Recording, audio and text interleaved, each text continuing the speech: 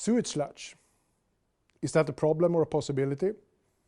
Now we'll deep dive into a solution where the leftover after we have extracted the nutrients can be used as a building material. Sara Stiernström from Easy Mining and Jonas Pettersson from Från will deep dive into the poo possibility. Thank you so much, Per.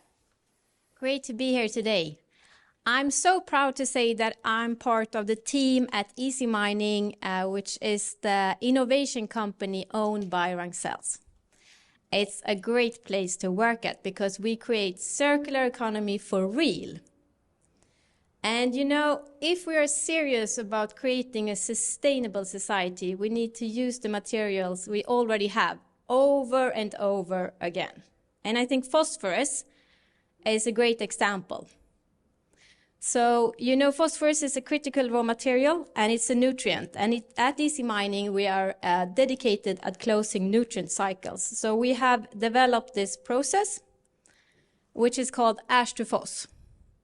And here we focus on recycle a really clean phosphorus product that can be used as a feed or as a fertilizer. But we also get a sand, a red sand, which contains some iron oxide. And we thought, how do we reach value-added recycling with this sand? And so we kind of reached out into the future, into the value chain, far off, out of our comfort zone. And we did this very exciting project with some designers. What an intro. Yeah, we live in a waste culture. We need to shift. And who is willing to shift is also the industries and the companies that will be in business tomorrow. The recycling industry is definitely in this melting pot, essential. I'm not paid to say this. I think it's obvious in this room. But what role do we have? Me as a designer or my team as a design studio? I think that's the question. We've been working with Sara and Easy Mining for a year to look into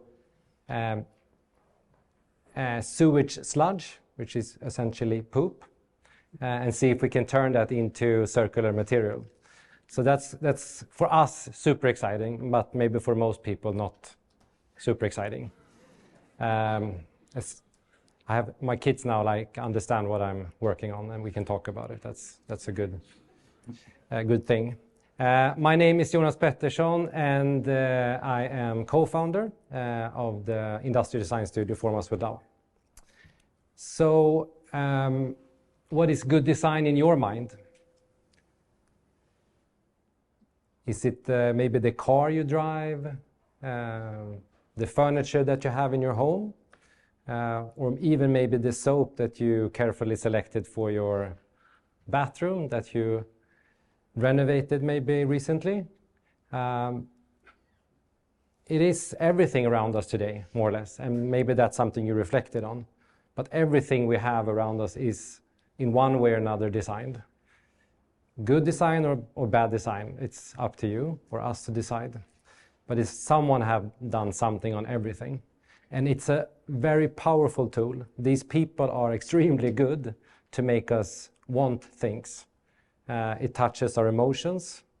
It makes us want to update to the latest version. So maybe the car you bought a year ago or 2 years ago feels not as exciting as when the new release comes. Or sometimes we buy things that we also don't know why we bought it, but it just felt good at the time. And that's been, perfecting for a long time, and designers has been, very powerful in this. But I think design can also play another role, and that is, of course, to go beyond just making good business. Everyone is interested in to do good business, but is that the only purpose? Could it be also that we try to do as little harm or even do good for the planet at the same time?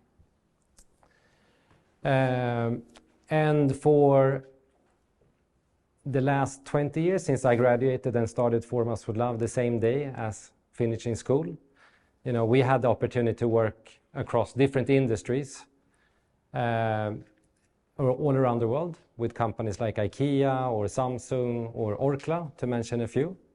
And for instance, had the opportunity to work with IKEA for many years to turn waste into industrial scale. And for instance, done a chair and a kitchen that now is performing one of the best in their categories, made from waste. But also investing into new ventures. So we've been incubating a few projects and started, for instance, Baux, which is now a global brand, doing beautiful building materials for architects when they specify products for the new headquarters of Google and so on. So we have some experience in this, and this is also what we have been using in this project. And my point is that I think what we have seen, no matter if it's a large corporation or a small startup, it needs to be defined at its core.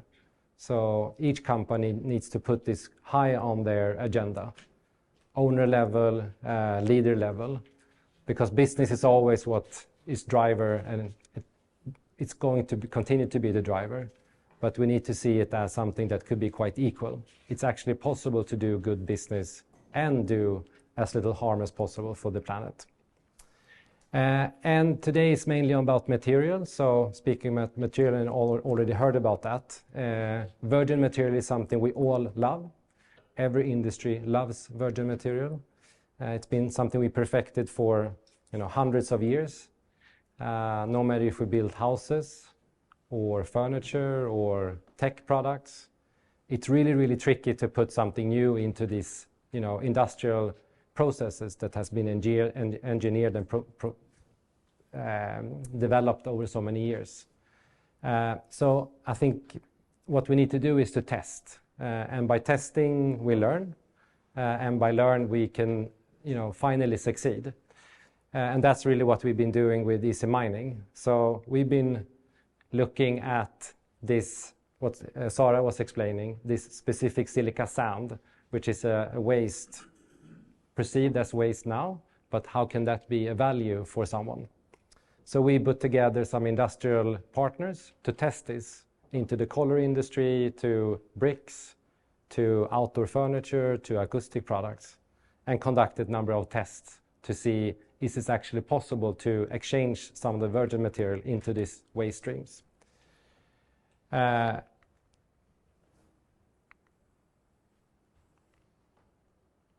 Yes. And that's where we are now. And I think we're kind of in the middle of this journey, and we will continue. We're super excited to take the next steps. But I think to speed up, we need to collaborate, which someone else has talked about as well. So if someone is excited about this, please join us. It's going to be fun and rewarding. And maybe imagine, a future residential area where we can exchange some materials, virgin material, into this material to paint, to do outdoor furniture, to do bricks or acoustic materials. So that's it. Thank you so much for listening, and join in if you're excited as we are.